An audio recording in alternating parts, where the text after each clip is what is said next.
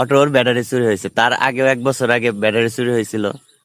তো এই বারেক ভাই এতটাই গরিব মানুষ যে তার পরপর দুইবার ব্যাটারি যদি চুরি হয় তার জীবনে আর কি থাকে বলেন। তো এই যে যারা এই সমস্ত কাজ করেন এই কাজগুলো ঠিক না, গরিব মানুষের পেটে লাথি দেওয়া ঠিক না, ঠিক আছে? কি বারেক ভাই, কিছু বলবা না বলো? আর কেউ কম নিয়ে গেছে এখন।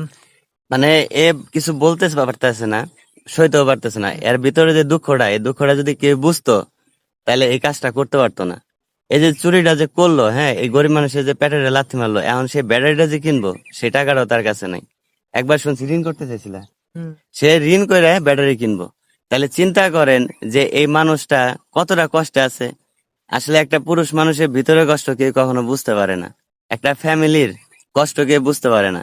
এ যদি না খেয়ে থাকে কেউ বলবো না যে আসো এক মুঠ ভাত খেয়ে যাও বা এই 500 টাকা নাও খায়ও। কিন্তু এই ব্যক্তিটা এতটাই পরিশ্রমী, ছোটবেলা থেকে দেখতেছি পরিশ্রম করে অনেক কিছু করছে। এই একটা গাড়ি পর্যন্ত কিনেছিল, এটা হলো শেষ সম্বল ছিল। যাই হোক, আপনারা যারা এই কাজটা করছেন, হ্যাঁ, কিছু বলার নাই, ভালো করছেন। কিন্তু এই গরিব মানুষের ভিতরে যে কষ্টটা, এই কষ্টটা কিন্তু আল্লাহ তাআলা দেখতেছে। এর বিচার এই ব্যক্তিটা, এই বারেক ভাই কিন্তু আল্লাহর কাছে দিছে। তো আপনাদের কিন্তু এক সময় আল্লাহর কাছে এই জবাবটা দিতে হবে যে গরিব মানুষের পেটে লাথি দেওয়া মানে এটার পরিণতি কি হতে পারে। আল্লাহ তাআলা একদিন দেখবে। বারেক ভাই কি বলেন? হ্যাঁ ঠিক আছে। এটা হলো বারেক ভাই বিচার দিছে মনে আল্লাহর কাছে, কিছু বলার নাই। আপনারা একদিন দেখবেন আল্লাহ কিন্তু ছাড় দেয়, ছেড়ে দেয় না, ঠিক আছে? কথাটা মনে রাখবেন।